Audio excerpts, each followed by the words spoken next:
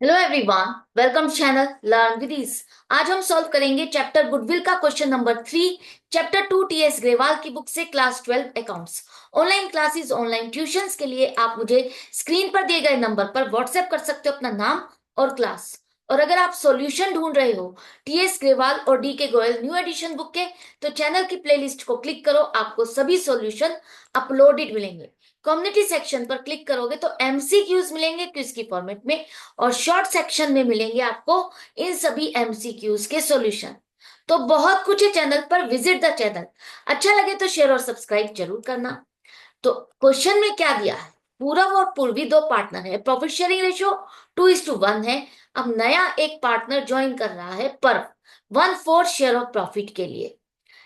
जब भी कोई नया पार्टनर फर्म को ज्वाइन करता है उस टाइम हमें गुडविल की वैल्यूएशन करनी होती है।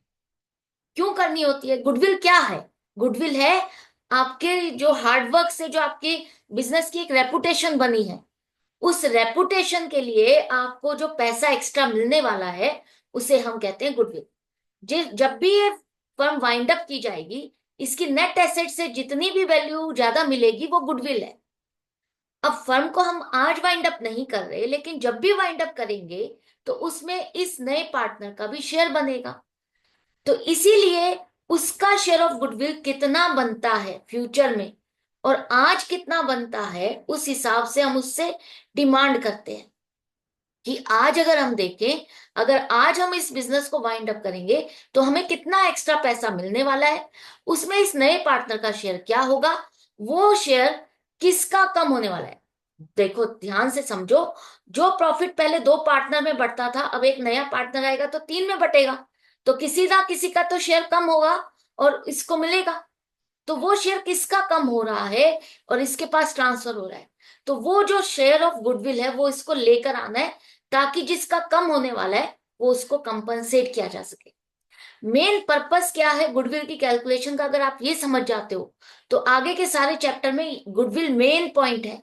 हर जगह आपको कैलकुलेशन करनी है, हर जगह आपको एडजस्टमेंट करनी है। तो क्यों करनी है ये समझ में आ गया तो क्वेश्चन इजी होते जाएंगे।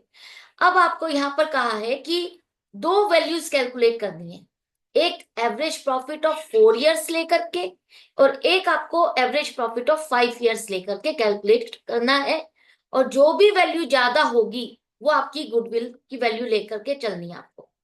तो हम कैसे कैलकुलेट करेंगे? आपको पता है गुडविल की वैल्यू तीन मेथड से कैलकुलेट होती है। एक एवरेज प्रॉफिट मेथड, दूसरा सुपर प्रॉफिट मेथड और तीसरा कैपिटलाइजेशन मेथड। हमें यहाँ पर एवरेज प्रॉफिट मेथड से कैलकुलेट करना है, जिसका फॉर्मूला है average profit multiplied by number of years purchase. अब नंबर ऑफ ईयर्स परचेज क्या है, यहाँ लिखा है देखो कि आपको एवरेज प्रॉफिट को कितने टाइम्स लेना है। 4 टाइम्स लिखा है, this is the number of years purchase. मतलब एवरेज प्रॉफिट का कितना गुना आपको लेना है गुडविल की कैलकुलेशन के लिए। ये हो गया। लेकिन आपको साथ में कुछ पॉइंट्स याद भी रखने हैं। वो क्या? एवरेज प्रॉफिट कैलकुलेशन के टाइम पर एबनॉर्मल इनकम कोई किसी साल आपने अर्न किए तो उसको माइनस करना है, क्योंकि हमें नॉर्मल बिजनेस में जो भी प्रॉफिट होता है वो चाहिए। और एबनॉर्मल लॉस कोई हुआ है तो वो आपको प्लस करना है। और इनकम फ्रॉम इन्वेस्टमेंट, कोई और आपने इन्वेस्टमेंट की है कहीं और जो कि बिजनेस से रिलेटेड नहीं है और उससे रिलेटेड आपका प्रॉफिट इंक्लूडेड है इस प्रॉफिट में, तो वो भी आपको माइनस करना है। तो ये तीन पॉइंट को ध्यान में रखते हुए आपको एवरेज प्रॉफिट कैलकुलेट करना है। हमारे पास यहाँ पर इंफॉर्मेशन दी है पिछले 5 साल के प्रॉफिट की। तो पहले कैलकुलेशन करते हैं 4 इयर्स के बेस पर। तो लास्ट 4 इयर्स कौन से हो जाएंगे? 25, 24, 23, 22।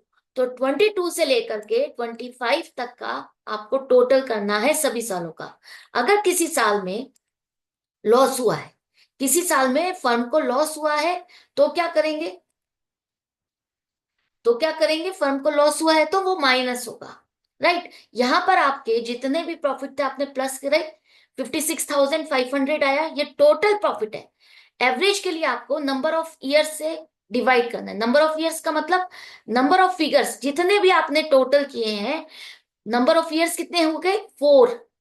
4 इयर्स लिए हैं आपने, 4 इयर्स का डाटा लिया है, तो 4 से ही आप इसको डिवाइड करोगे तो आपके पास आ गया एवरेज प्रॉफिट 14,125। अब ये एवरेज प्रॉफिट आया है, अभी गुडविल नहीं आई है। तो गुडविल के लिए आपको नंबर ऑफ इयर्स परचेज से मल्टीप्लाई करना है।